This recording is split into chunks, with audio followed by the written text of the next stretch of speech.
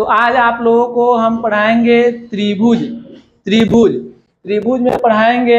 त्रिभुज वह आकृति होती है जो तीन भुजाओं से घिरे बंद आकृति को त्रिभुज कहते हैं। तीन भुजाओं से जो बंद आकृति सबसे क्लोज हो वह आकृति है त्रिभुज। तो आज हम इसके बारे में जानेंगे विस्तार से। आइए देखते हैं। तो चलो बच्चों, आज आप लोगों को हम आकृतियों के बारे में पढ़ाएंगे। उसमें सरल आकृति है।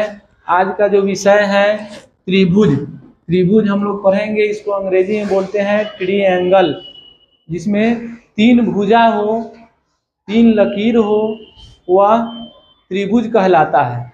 तो त्रिभुज दो तरीके से हम लोग जान सकते हैं। पहला है भुजा के आधार पर। भुजा मतलब लकीर के आधार पे त्रिभुज तीन प्रकार के होते हैं। पहला वह त्रिभुज है जिसका नाम है समबाहु। समबाहु जिसमें सभी तिल्लियां, सभी भुजा, सभी आकार बराबर हो। यहाँ बराबर का चिन्ह भी दिया गया है। जिस त्रिभुज में तीनों लकीर बराबर हो उसे समबाहु त्रिभुज बोलते हैं। दूसरा है समद्विबाहु। जिस त्रिभुज में कोई दो भुजा बराबर हो, समान हो, वह समद्विबाहु त्रिभुज कहते हैं। अगला है विषम बाहु त्रिभुज। विषम से मतलब है कि मिलना नहीं, कोई मिलता जुलता नहीं है, कोई इसका जोड़ा ही नहीं है।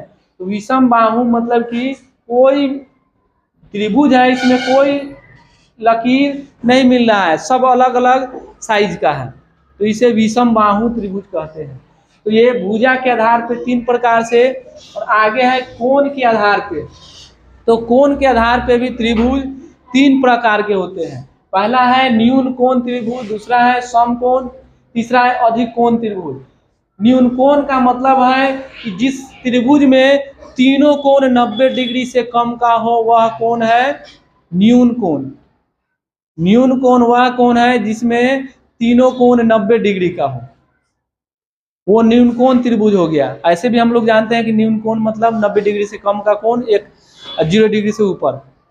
आगे है समकोण। जिस कोण में कोई एक कोण 90 डिग्री का हो, ये समकोण का ये सिंबल है, प्रतीक है। ऐसे चौकोर जब बना रहेगा तो हम जान जाएंगे कि 90 डिग्री है। तो जिस कोण में एक कोण 90 डिग्री का हो वह समकोण त्रिभुज हुआ। आगे है अधिक कोण त्रिभुज। जिस कोण में कोई एक कोण 90 से ज्यादा, मतलब कि अधिक कोण हो, 90 से ज्यादा और 180 से कम कोई एक कोण, तो वह कोण अधिक कोण है। हम लोग जानते हैं कि त्रिभुज में तीनों कोणों की माप कितना हो भी होगा। त्रिभुज में तीनों कोणों की माप कुल मिला के 180 डिग्री होता है। त्रिभुज में तीनों कोणों की माप 180 डिग्री। उसी 180 में से है ना बदलते रहेगा। अगर एक 120 है तो दोनों 30-30 होगा। 30-30 60 120 180। इसमें है देखो, इसमें 90 है तो ये 45-45 आ गया। इसमें तीनों कोण 60-60 है, कुल मिला के 180। तो तीनों कोणों की अगर माप ली जाए तो हमेशा 180 डिग्री माप होती है।